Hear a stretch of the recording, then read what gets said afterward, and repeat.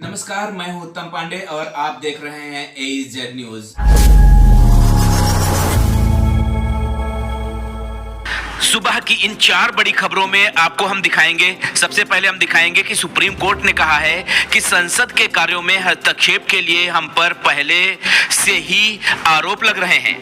दूसरी खबर में हम आपको दिखाएंगे कि राहुल के नागरिकता विवाद पर 10 दिनों में निर्णय ले केंद्र सरकार, ऐसा कहा है इलाहाबाद हाई कोर्ट ने। तीसरी बड़ी खबर में हम आपको दिखाएंगे कस्तूरबा गांधी बालिका विद्यालयों में पढ़ाई की गुणवत्ता की जांच टास्क फोर्स करेगी।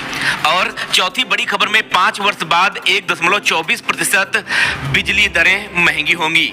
सुप्रीम कोर्ट ने मुर्शिदाबाद समेत बंगाल के वक्फ कानून के विरोध प्रदर्शन के दौरान हुई हिंसा की जांच कराने और अनुच्छेद 355 के तहत कार्रवाई के लिए केंद्र को निर्देश की मांग वाली अर्जी पर मंगलवार को सुनवाई के अनुरोध पर कहा कि आप मांग कर रहे हैं कि कोर्ट केंद्र को निर्देश जारी करे। हमारे ऊपर तो पहले ही संसद और कार्यपालिका के कार्यों में दखल देने का आरोप लग चुका है। सुप्रीम कोर्ट की इस टिप्पणी को कोर्ट के हाल में आए फैसलों को ही हो रही आलोचना से जोड़कर देखा जा रहा है। बाद में कोर्ट ने अनुरोध स्वीकार करते हुए अर्जी को मंगलवार को पहले से लंबित मुख्य मामले के साथ सुनवाई पर लगाने का आदेश दे दिया। आपको बता दें, पिछले दिनों सुप्रीम कोर्ट ने विधेयकों को स्वीकृति देने के मामले में राज्यपालों और राष्ट्रपति के संबंध में आदेश जारी किए थे कि कुछ अन्य मामलों की सुनवाई में कोर्ट द्वारा की गई टिप्पणियों के लिए भी कुछ लोगों ने कोर्ट की आलोचना की थी। उपराष्ट्रपति जगदीप धनखड़ ने राष्ट्रपति के बारे में सुप्रीम कोर्ट के आदेश जारी करने की आलोचना की थी। इसके अलावा भाजपा सांसद निशिकांत दुबे ने भी सुप्रीम कोर्ट पर पिछले दिनों टिप्पणियां की थी। सुप्रीम कोर्ट की सोमवार की टिप्पणी को इन्हीं सब चीजों से जोड़कर देखा जा रहा है। इलाहाबाद हाईकोर्ट की लखनऊ खंडपीठ ने कांग्रेस सांसद राहुल गांधी की नागरिकता विवाद को लेकर दायर जनहित याचिका पर केंद्र सरकार को आदेश दिया है कि वह 10 दिनों में याची की ओर से दाखिल प्रत्यावेदन को निस्तारित करें। यह आदेश न्यायमूर्ति AR मसूदी व न्यायमूर्ति राजीव सिंह की खंडपीठ ने कर्नाटक के S विघ्नेश शिशिर द्वारा दाखिल याचिका पर पारित किया है। अगली सुनवाई के लिए 5 मई की तिथि नियत की गई है।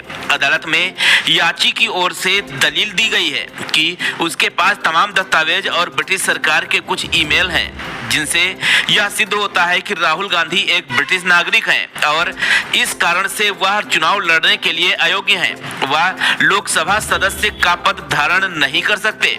इसी आधार पर याची ने राहुल गांधी के सांसद बने रहने के खिलाफ अधिकार परीक्षा रिट जारी करने का आदेश देने की भी मांग की है। साथ ही याचिका में राहुल गांधी के इस प्रकार से दोहरी नागरिकता धारण करने को भारतीय न्याय संहिता तथा पासपोर्ट एक्ट के तहत अपराध बताते हुए CBI को केस दर्ज कर जांच करने का आदेश देने की भी मांग की गई है।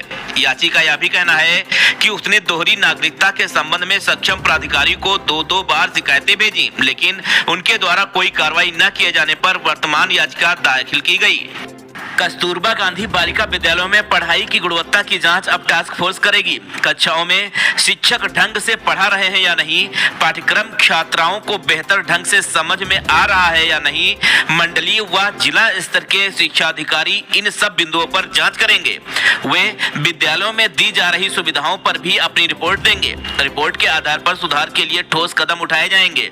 प्रदेश में 746 KGBV का संचालन किया जा रहा है। उप शिक्षा निदेशक डॉक्टर मुकेश कुमार सिंह का कहना है कि समय समय पर जांच कराकर सुधार के लिए उठाए जा रहे हैं। शैक्षिक दृष्टि से पिछड़े ब्लॉकों में छात्राओं को KGBV के माध्यम से मुफ्त आवासीय शिक्षा दी जा रही है। अभी तक 388 KGBV को इंटरमीडिएट तक उच्चीकृत किया जा चुका है। बाकी में कक्षा 8 तक की पढ़ाई कराई जा रही है। विद्यालयों में तैनात शिक्षक और वार्डन अपने उत्तरदायित्व का ढंग से पालन कर रही है या नहीं, इसके लिए इस महीने के अंत या फिर अगले महीने के पहले हफ्ते में टास्क फोर्स जांच शुरू कर देगी। प्रत्येक विषय के शिक्षक ने अप्रैल में कितना कोर्स पढ़ाया और छात्राओं को कोर्स समझ में आ रहा है या नहीं, इन सभी बिंदुओं पर जांच की जाएगी। विद्यालयों में हॉस्टलों में उन्हें अच्छा भोजन और रहने की सुविधा मिल रही है या नहीं, इसका भी मौके पर अधिकारी सत्यापन करेंगे। महंगाई की मार झेल रहे प्रदेशवासियों को 5 वर्ष बाद बिजली महंगी होने का भी झटका लगेगा। फ्यूल सरचार्ज के एवज बिजली कंपनियों ने 1.24% बिजली महंगी कर दी है। ऐसे में विद्युत उपभोक्ताओं को अप्रैल में ही ज्यादा बिजली का बिल चुकाना पड़ेगा।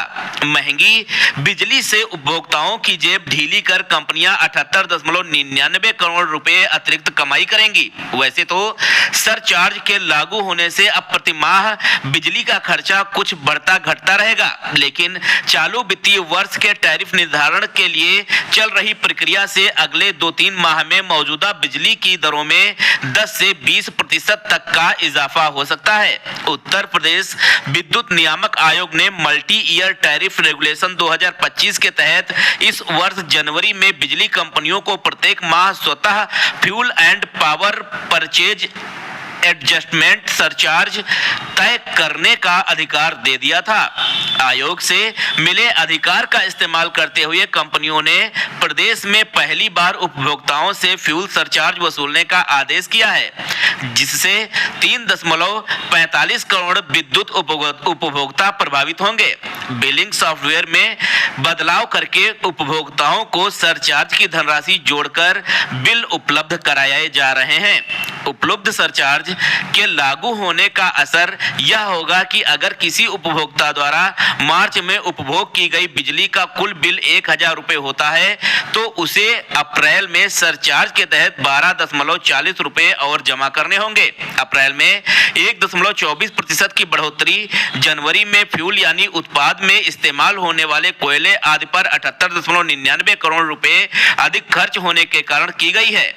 इसी तरह मई के बिल में फरवरी के कोयले खर्च को देखते हुए फ्यूल सरचार्ज को तय किया जाएगा।